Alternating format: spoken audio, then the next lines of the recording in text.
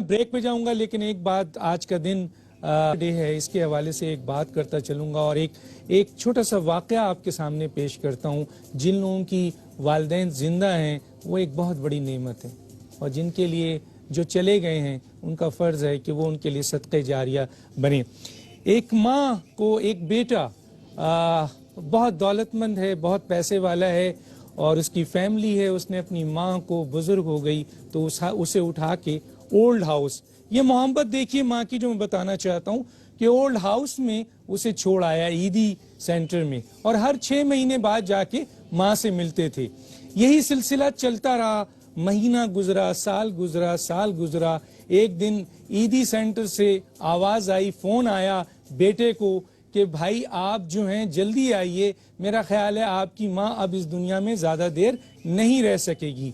तो बेटे ने जब ये फोन सुना तो फिर सुबह के बजाय शाम को आराम से अपने सारे काम करके जब माँ के पास पहुंचता है तो माँ इस दुनिया से जाने वाली होती है, और माँ कहती है बेटा आज मैं तुमसे एक बात कहती हूँ। तो उस बेटे ने कहा बोले माँ आप क्या कहती हैं? कहती हैं बेटा मैं आपसे एक रिक्वेस्ट करती हूँ। कहने लगा बोलिए माँ क्या रिक्वेस्ट करती हैं?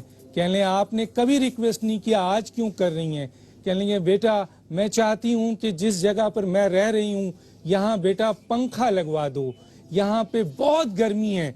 तो बेटे ने माँ से कहा कि माँ जैसा मैंने सुना है कि अब तो आप जाने वाली हैं और आप अब कह रही हैं पंखा लगवाने को। तो माँ की मोहब्बत देखिए, वो कहती है बेटा मैं तो अब चली जाऊंगी इस तकलीफ को बर्दाश्त करके, लेकिन कल जब तुम्हारी औलाद तुम्हें यहाँ छोड़ के जाएगी